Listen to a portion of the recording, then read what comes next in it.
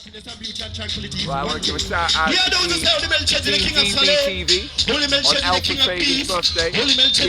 Paul. Yeah, recognising the independent work of independent artists. Yeah. Big up TeamGBTV. Enough respect,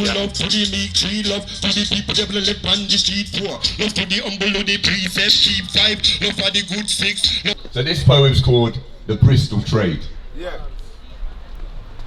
Bristol built Colston's Hall, a new extension, and clad it in gold, which reminded me of all the African souls Bristol brought and sold. Edward Colston is held as the beacon for this trade, when the reality is, through it, Bristol was made.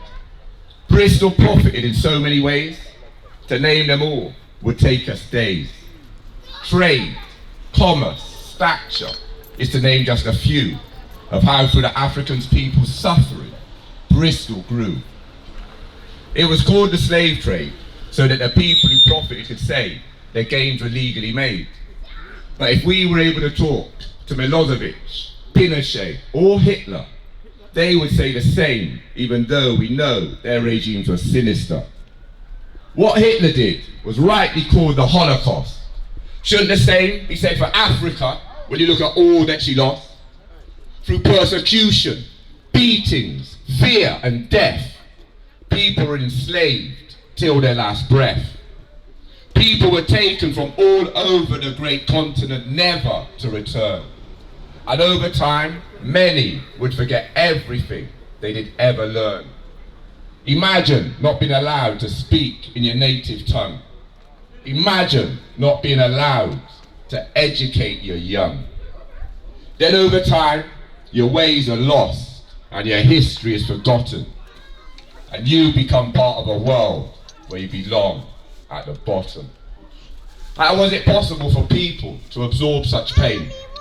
How could they witness such horrors and not go insane?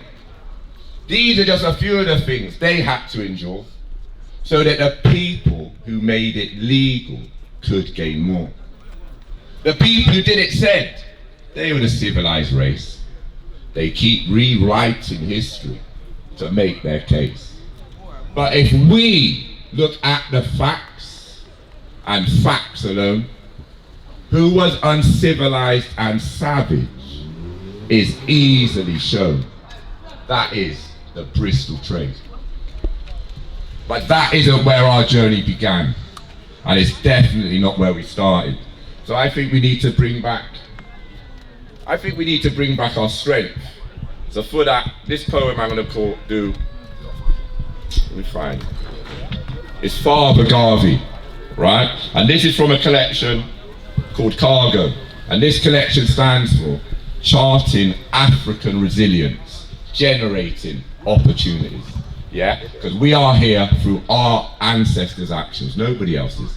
We fought to be where we are today, right? So this poem is in honor of Father Garvey.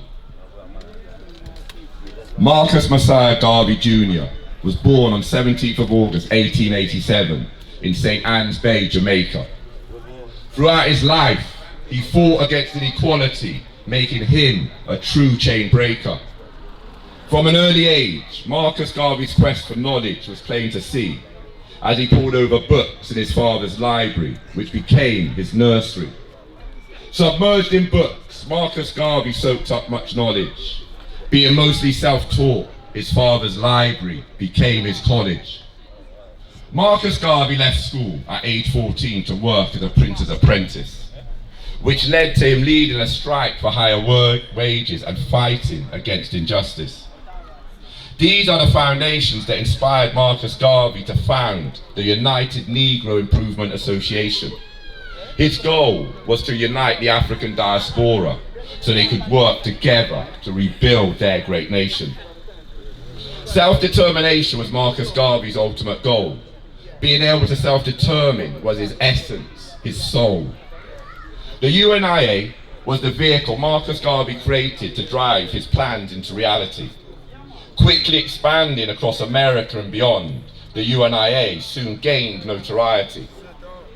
Within a month of being established, the UNIA had over 2 million members 3 years later, it had grown to over 11 million, and this created uncomfortable tremors.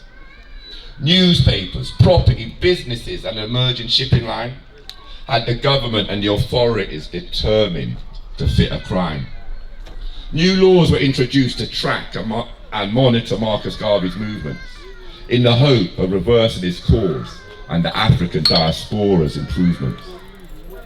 J. Edgar Hoover employed the FBI's first African-American informant, who he used to infiltrate and spy on Marcus Garvey's movement. In 1923, Marcus Garvey was sentenced to 5 years in prison for committing suspected mail fraud. It was hoped this would halt his rise, and propaganda was spread that his methods were flawed.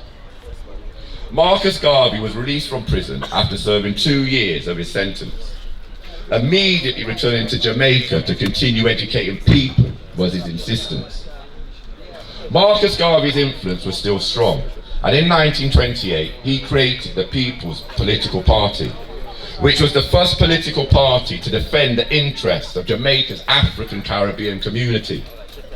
Marcus Garvey's will to deliver more than just hope for his people was unquestionable, and rarely have we seen an equal. After ensuring the stability of the PPP, Marcus Garvey travelled to England to spread his philosophy. Never forgetting who he was and who he represented, Marcus Garvey would go to Speaker's Corner to address all who attended. On the 10th of June 1940, Marcus Garvey died at the age of 53. Leaving behind a wealth of knowledge for others is his legacy. He taught us to believe in oneself and one's worth, instead of feeling enslaved on a scorched earth. You can shackle the hands, you can shackle the feet, you can imprison the bodies, but you cannot shackle or imprison the mind, is the truth Marcus Garvey gave us to unshackle our binds. Marcus Garvey, R.I.P. You showed us the way 100 years ago. What are we doing today?